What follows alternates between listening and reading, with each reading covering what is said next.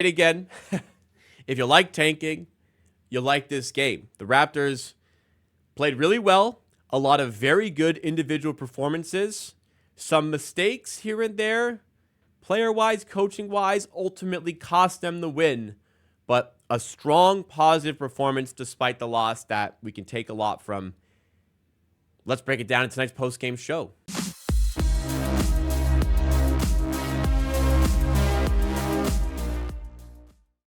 So, final score 138-133. Raptors lose by 5. They cover the spread. They're actually 6-point underdogs for this one away at the Charlotte Hornets.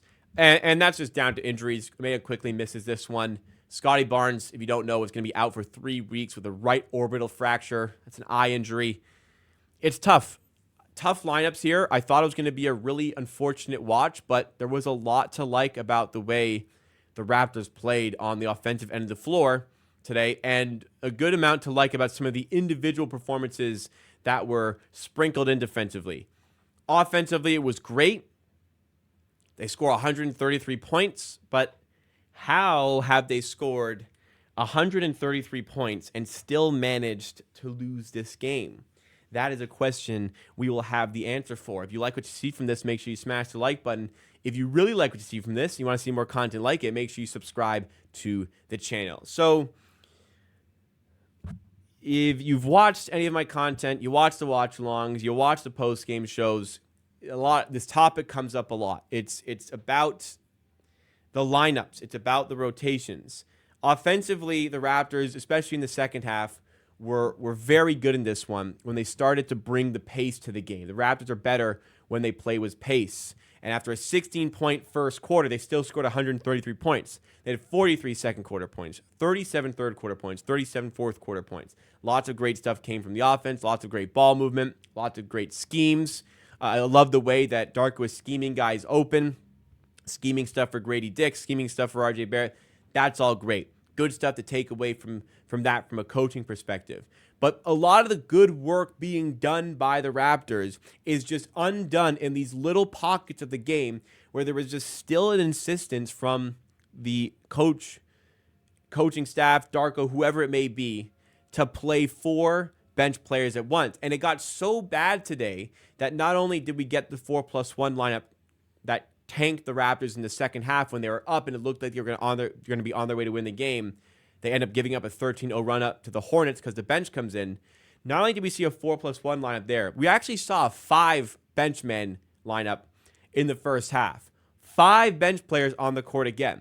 You look at the caliber of team available today, and I will concede that a loss is completely acceptable here. In fact, a 5-point loss this one is a good performance, and I do think it was a good performance.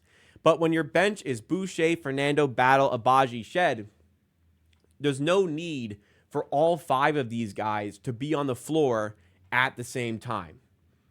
Stagger the minutes.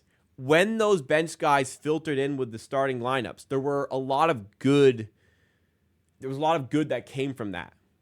Like especially Gradey Dick getting filtered in with those lineups. He's a plus 14 in this game.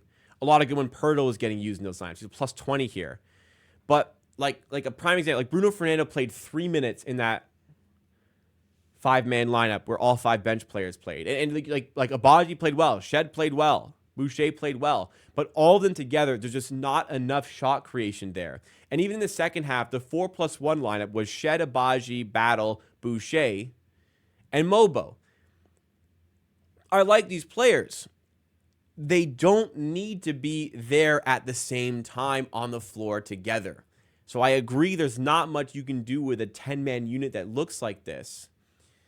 But you can do more with them and give yourself a better chance of winning by not putting those lineups out because it just tanked the game when they were on the floor together. And it caused a big run at the end of the first, start of the second. And it caused a big run at the end of the third, start of the fourth, which is part of the reason why the Raptors lost the game. But enough on the negatives here. There were a lot of positives to take away. Last thing, Bruno Fernandez is not NBA caliber. Stop playing him. He didn't play him second half. I don't want to see him anymore. Positives here. Outstanding game from Gradey Dick. 11 of 17. 30 points. That's a career high. Came into the game with a career high of 25. Drops 30 tonight, plus 14. Amazing stuff. Jamal Shed didn't stuff the stat sheet really. 2 of 6, 7 points, but 9 assists, had 8 at half. When the Raptors were down by 23 in this game, as a result largely of the 5-man bench lineup, Jamal Shed's energy and pace that he brought as the point guard was part of the turnaround of this game, along with Gradey Dick's outstanding play. Jamal Shed was fantastic. Definitely needs to be a conversation about him getting the minutes over Davion Mitchell. Davion Mitchell's defense was great again. Held LaMelo Ball to 7 of 20 shooting. I know he had 91, but held him to 7 of 20. There's a reason he's nicknamed Off Night. And in such a size mismatch, to have Mitchell playing that level of defense, great. We need more on offense, though. He had some layups late, which make it look better, but he still struggles to affect the game from an offensive standpoint, scoring-wise, which I would like to see improve. And if it does improve, he's a fantastic defender, and he gets that play time. But for now, I feel like we're getting a little bit more out of Shed, so it'll be a neat little battle for the time being. RJ Barrett exploded in the second quarter and the fourth quarter, finishes with 31 points on 10 of 18 shooting. Another great positive, another great result from RJ Barrett, despite the fact he can't hit free throws. Pirtle, 20 points, 16 rebounds. Excellent game here. 16 rebounds. Feels like he should have had more because Nick Richards kind of killed us on the glass with 7 offensive rebounds on his own. He had 8. I guess they took one away from him, but 7 offensive rebounds in the end. Kind of killed us there. We killed him on the other end of the floor, but his 24 points and 14 rebounds were significant towards the Charlotte Hornets' success today. Also, with it, rebounding. Sorry, not rebounding. Offensive rebound, but free throws. The 3 things that killed the game for the Raptors: number 1, the bad rotations, again. Number 2, offensive rebounding from the Hornets. Granted, we got a lot of offensive rebound ourselves, but they had one more, and it just felt like Nick Richards was dominant on the glass. Number 3 with free throws. I hate to be, high school coach-like, but you missed 10 free throws. You shot 66.7% from the line. You lost by 5.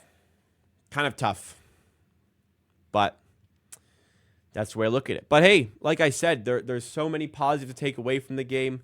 The Raptors shoot well, 57%. 32% from 3 is marginally acceptable. Turnovers were sloppy, 14, but they had 16. You win the turnover battle. You score 80 points in the paint. I think there was a lot to like about this game. It just, little things here and there cost us.